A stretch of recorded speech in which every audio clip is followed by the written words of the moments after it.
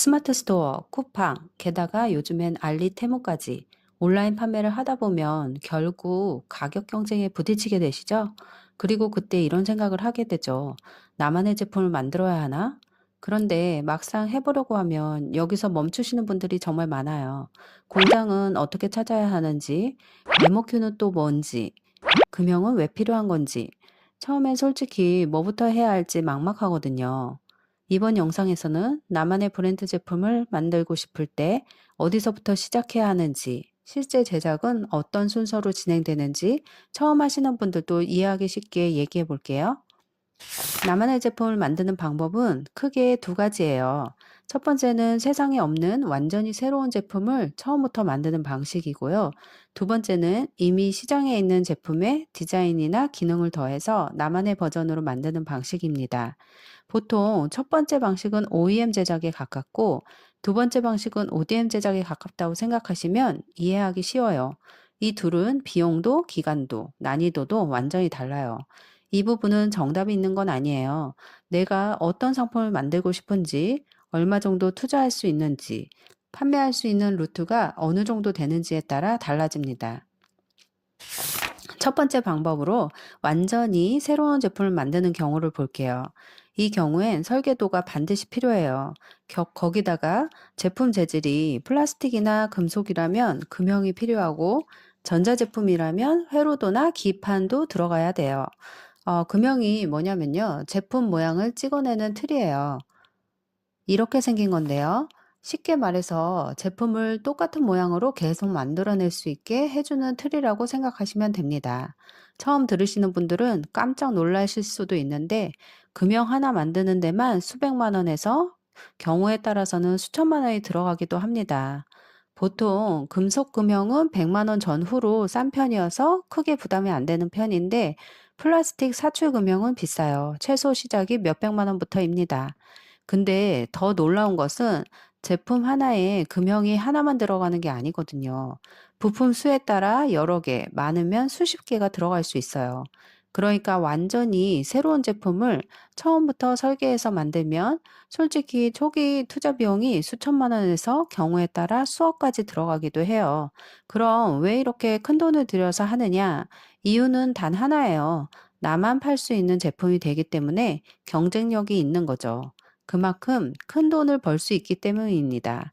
경쟁자가 쉽게 따라오기 어렵고 제품 수명도 길 수 있어요.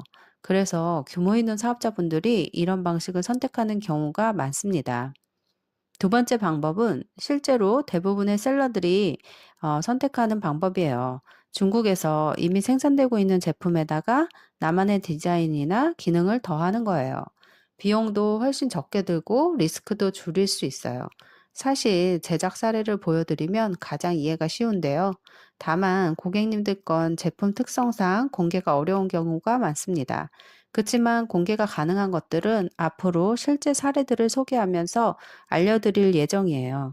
오늘은 제가 전에 쇼츠에서 소개했던 아이디어 제품을 예로 말씀드려 볼게요. 이 수건 건조대 판매량 많은 인기 제품입니다. 제가 집에서 써보니 욕실이라 이렇게 걸어두면 수건이 잘 마르지 않아요. 고객 리뷰에 냄새 난다는 말 바로 여기서 시작됩니다. 저는 이렇게 바지 집게로 쫙 펴서 쓰거든요.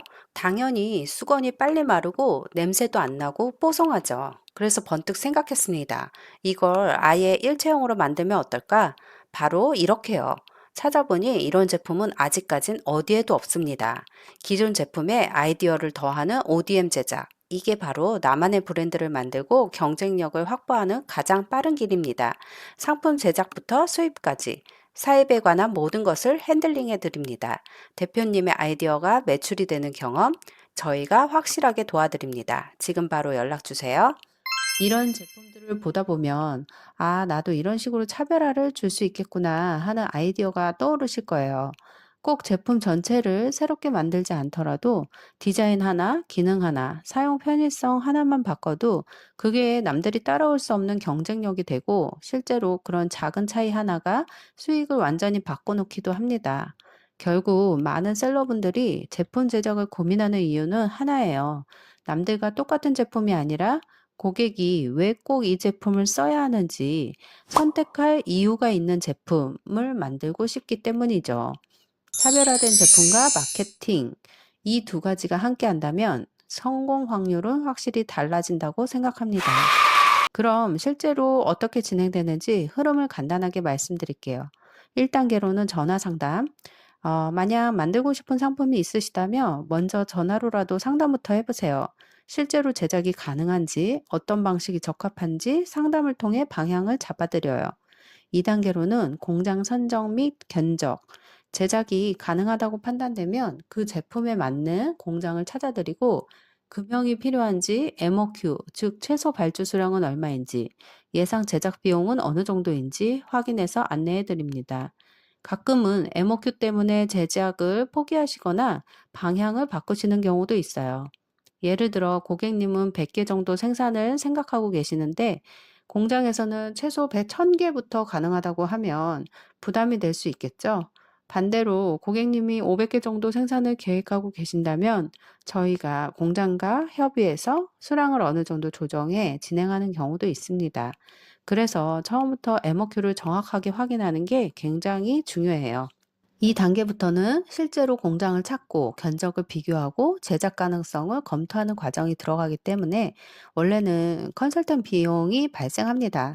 다만 이 채널을 통해 문의 주시는 분들께는 현재 무료로 상담을 도와드리고 있으니 궁금한 점이 있으시면 댓글 남겨주시고 연락 주세요. 3단계로는 샘플 제작. 고객님이 그 조건을 검토하시고 진행을 결정하시면 샘플 제작에 들어갑니다. 처음부터 대량 생산하는 경우는 거의 없고요. 샘플을 받아보면서 수정과 보완을 거치게 됩니다.